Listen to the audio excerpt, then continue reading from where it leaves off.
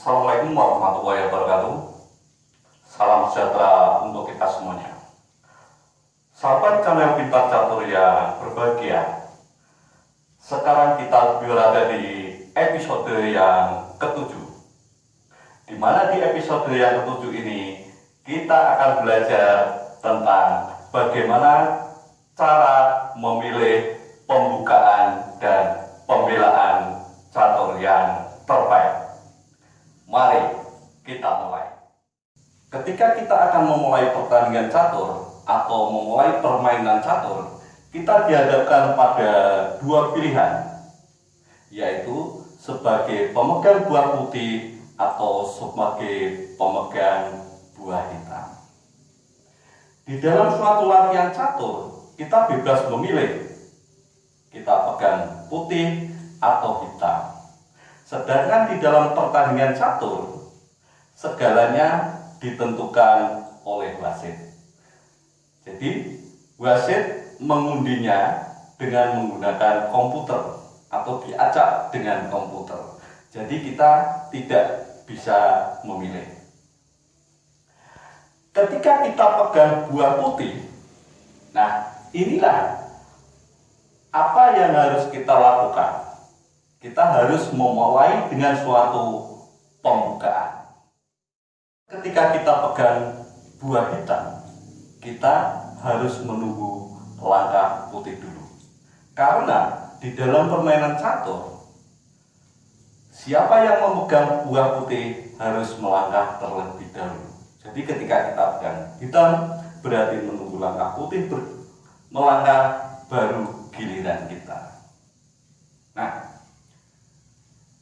ketika pegang hitam inilah kita harus bisa menentukan pembelaan atau pertahanan terbaik bagi kita.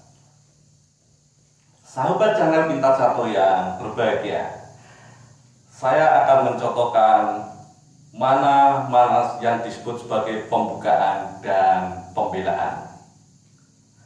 Oke, sahabat, ketika kita pegang buah putih, kita harus melakukan pembukaan.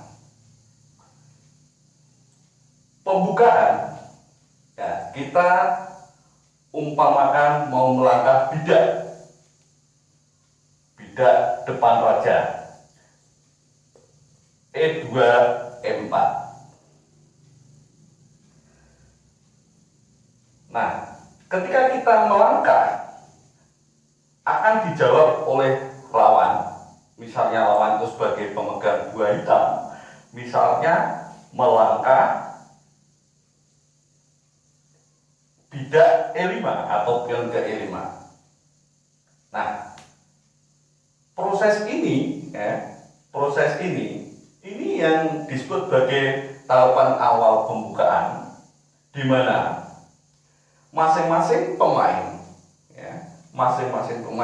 mulai menyusun strategi awal, ya, mencari tujuan supaya buah-buah caturnya aktif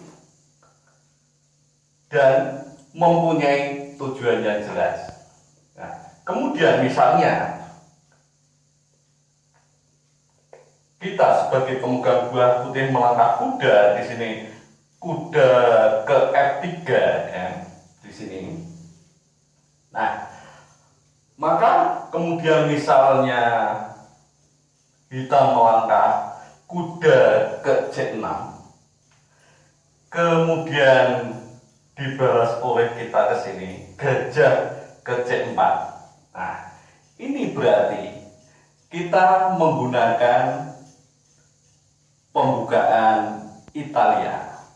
Nah, ini salah satu ciri khas pembukaan Italia. Jadi gajah ke C4. Tetapi kalau kita melangkah ke sini, ke B5, berarti ini kita menggunakan pembukaan Spanyol. Begitu. Nah, ini di dalam permainan catur, ini disebut sebagai permainan terbuka, yaitu diawali dengan E2, E4, dibalas dengan E5. Maka ini salah satu ciri khas permainan terbuka. Nah, saya contohkan lagi.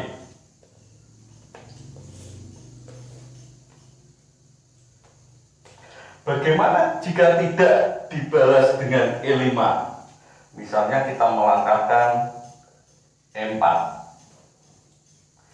Terus lawan membalas dengan E6 di sini. Nah, kemudian kita ke F3.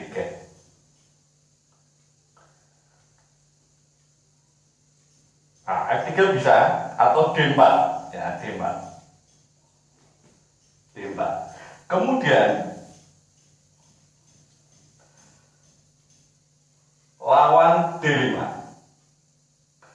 Nah, ini salah satu ciri khas ya, pembelaan Prancis, di mana kita melangkah ke E4 dibalas dengan E6, kemudian kita D4, D4, kemudian dibalas dengan D5. Maka ini terjadi pembelaan Prancis bagi hitam, dan ini disebut sebagai permainan setengah terbuka. Jadi ketika kita melangkah E4 tidak dibalas dengan E5 dengan menggunakan E6 atau D6, ini akan menyebabkan permainan menjadi setengah terbuka, jadi tidak terbuka. Jadi itu perbedaannya. Nah, ketika tadi dibalas dengan E6 terus kita D4 terus lawan misalnya D5, ini terjadi pembelaan Perancis.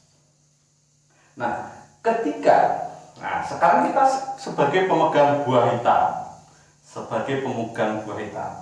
misalnya lawan di sini, lawan putih melangkah di sini, depan menteri D4.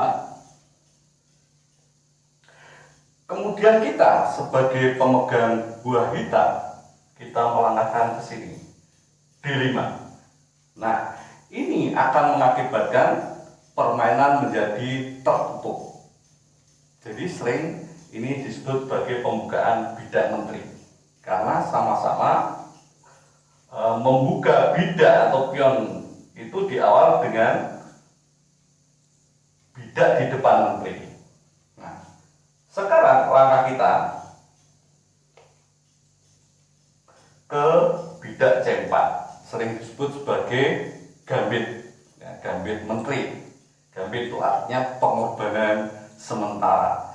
Ketika dipukul akan menjadi gambit menteri diterima. Tetapi jika tidak dipukul, dibantu dengan pion bidak maju ke E6, maka ini menjadi gambit menteri ditolak.